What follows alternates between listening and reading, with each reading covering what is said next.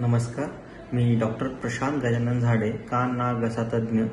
तर मागील 3 ते 4 दिवसापासून कानामध्ये कीटक जाण्याच्या घटनांमध्ये अचानक वाढ झालेली आहे.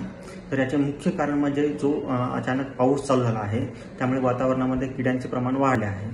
तर अशा वेळी जर तुम्ही घराच्या बाहेर पडत असाल तर शक्यतो कानाला रुमाल बांधून निघा, किंवा गाडीवर असाल तर रुमाल बांधा, किंवा तुम्ही हेल्मेट वापरू शकता. तसेच रात्री झोपते वेळेस लहान मुलांच्या कानांमध्ये रूळ टाकून त्यांना झोपू द्यात, किंवा त्यांना मच्छरदाणीमध्ये झोपायला घालात.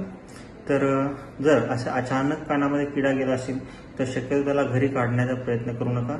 अशा वेळी तुम्ही कानामध्ये पाणी किंवा खोबरेल तेल टाकून त्या किड्याला तिथल्या तिथे मारू शकता, व आपल्या जवळील कान नाक घसा डॉक्टरांना दाखवून तो किडा त्याला काढून घेऊ शकता.